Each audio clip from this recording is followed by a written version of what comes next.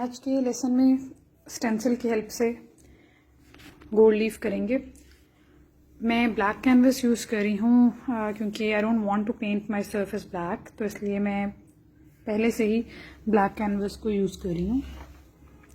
ये वाला स्टेंसिल जो है इसको मैं यूज़ करूँगी, इसमें मल्टीपल फेदर्स हैं, तो I will be placing them in a way कि मैं एक ही दफ़ा प्लेस करने के बाद 3-4 फेदर्स को एक ही दफ़ा में स्टेंसिल कर लूँ, इंस्टेड कि मैं बार बार इसको टेप उतारूँ और दोबारा से लगाऊँ। तो लेट मी फाइंड आउट कि मुझे किस तरह का कौन कौन से जो हैं वो फेदर्स चाहिए, then I will tape them.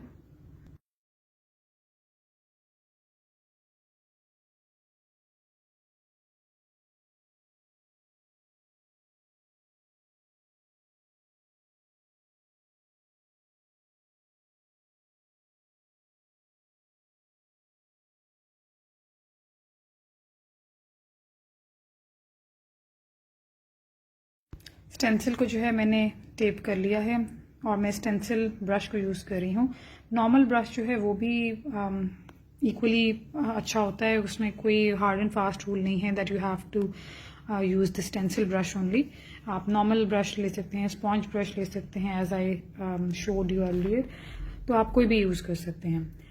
अब क्योंकि ये वाला जो स्टेंसिल है इसके अंदर एक तो जो कैविटीज़ हैं, जो होल्स हैं या जो भी इम्प्रेशंस हैं वो बहुत ही डीप हैं और वो छोटे नहीं हैं, जिसकी वजह से I have to be very careful कि मेरी जो ग्लू है वो ब्लीड ना कर जाए स्टेंसिल के नीचे से।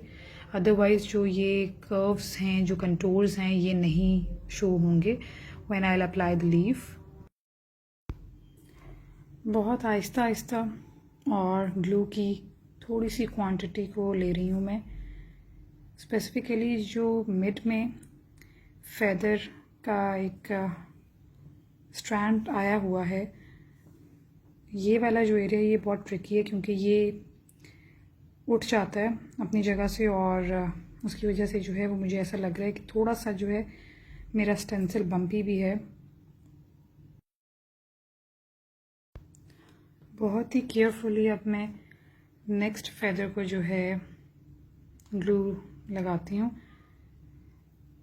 बहुत बड़े फेदर्स हैं ये और इनकी जो कटिंग है वो भी बड़ी प्रिसाइज हैं। एज यू कैन सी कि छोटी छोटी डिटेल्स हैं फेदर के अंदर, तो I have to be very careful ताकि जो है वो ब्लीड ना करे इंक, और अगर थोड़ा सा भी ब्लीड किया तो फिर बड़ा, जब वो ड्राई होगा और जो गोल्ड लीफ होगा वो बड़ा डी फॉर्म सा और डी शेप्ड सा पेस्टिंग होगी, जिससे जो है वो फेदर के कंटूर्स जो हैं they will not be that much visible और क्लियर जिस तरह से इसको होना चाहिए।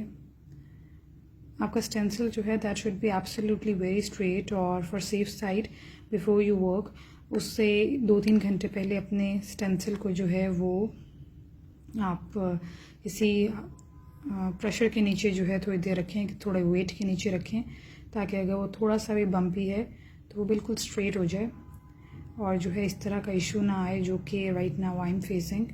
But I am trying to be very careful और hopefully I will do this. जिस एरिया में भी मुझे बम्प फील हो रहा है वहाँ पे मैंने टेप को वैसे तो लगा लिया है, लेकिन I am trying not to lift my canvas too much क्योंकि ग्लू की वजह से जो स्टेंसिल है वो भी थोड़ा सा रेज हो जाता है स्टिकिंग पावर की वजह से। लेकिन लेट्स सी।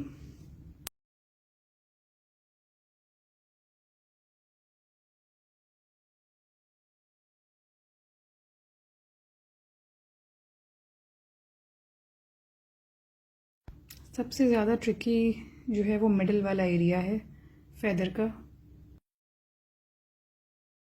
कोई भी एरिया छूटना नहीं चाहिए, और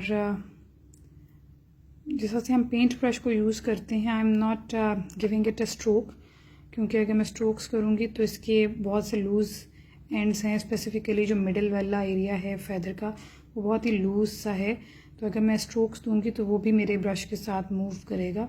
तो I am trying to just place my glue over the stencil, और आई एम ट्राइंग कि मैं इसको बिल्कुल भी लिफ्ट ना करूँ और कोई भी स्ट्रोक ना दूँ।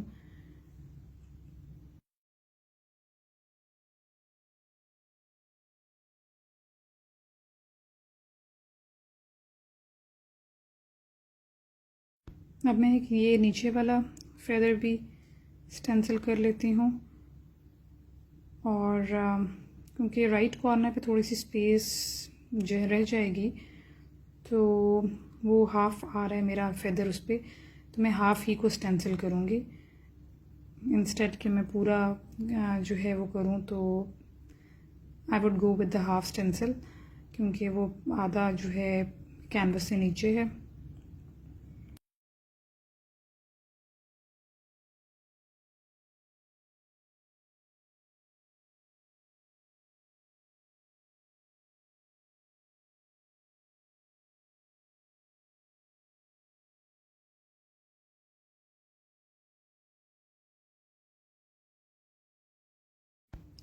लास्टली मैं अपना ये जो हाफ फेदर है इसको भी अब ग्लू लगा लेती हूँ। मीनवाइल जो मेरा फर्स्ट वाला स्टेंसिल था लेफ़्ट पे जो है, लेफ़्ट मोस्ट पे है, वो कुछ मुझे अब ड्राई होता दिख रहा है। तो meanwhile I will be done with all the feathers, तो आई होप कि वो जो है सब सेटल हो जाए।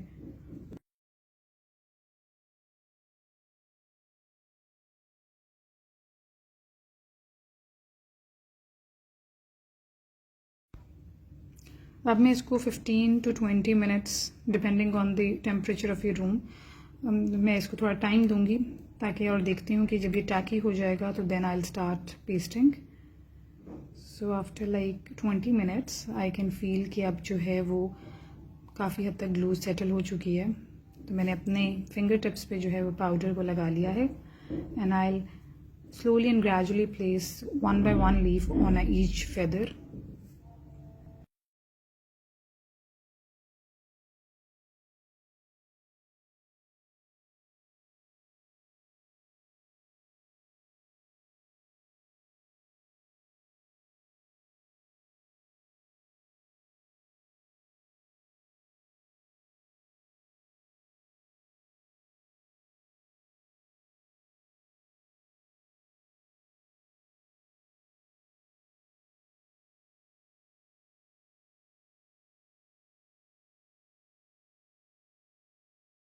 इसको पेस्ट करने के बाद ग्लू मेरे हाथ को क्योंकि लग चुकी है, तो मैं दोबारा से पाउडर थोड़ा सा अपने फिंगर्स पे लगा के तो फिर नेक्स्ट लीफ को उठा रही हूँ।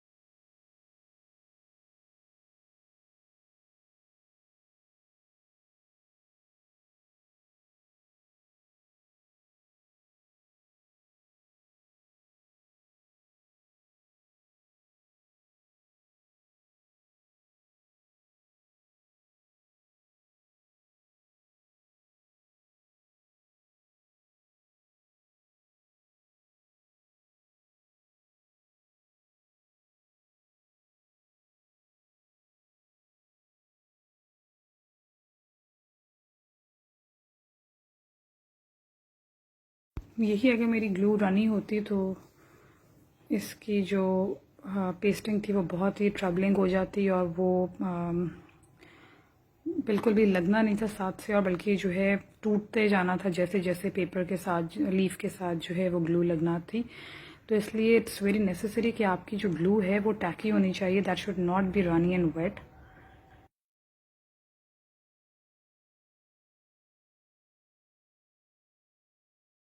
अब सबसे इम्पॉर्टेंट पॉइंट इस वक्त ये है कि मैंने बटर पेपर को रख के कॉटन की हेल्प से अब मैं इसके सारे कर्व्स और जो बबल्स, एयर बबल्स हैं, वो निकालूंगी, ताकि जो है गोल्ड लीफ वो अपनी एग्जैक्ट शेप ले ले जो कि स्टेंसिल की है, और जितना भी एयर बबल की वजह से बम्प्स आ रहे थे वो सब जो हैं वो रिमूव हो जाएं।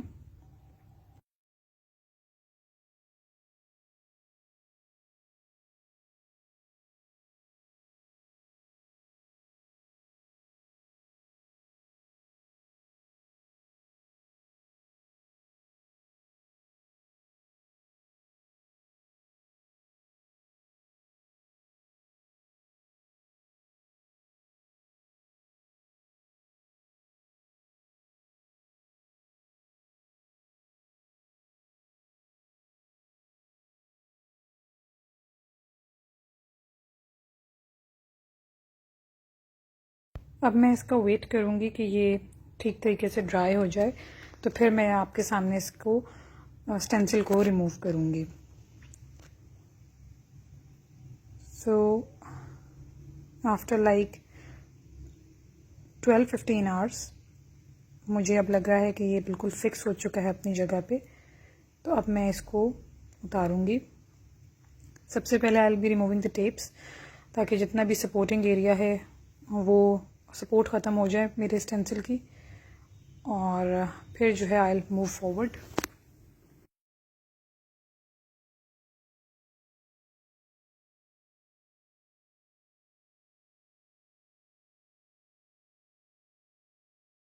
बहुत ही केयरफुली और with very gentle hands I am trying to take it off. जहाँ पर भी स्टेंसिल आपका फंसे वहाँ पर फ़ौरन रुक जाएं, ताकि वो एक पूरे का पूरा लीफ ना उतार ले। मेरा क्योंकि स्टेंसिल इस एरिया से फंस रहा है, तो I will try to take it off from other side. Okay, so now it's all done. Extra leaf को मैं उतार लेती हूँ। अब मैं इसके ऊपर वार्निश स्प्रे या फिर लेकर स्प्रे करके आई will B ceiling this project.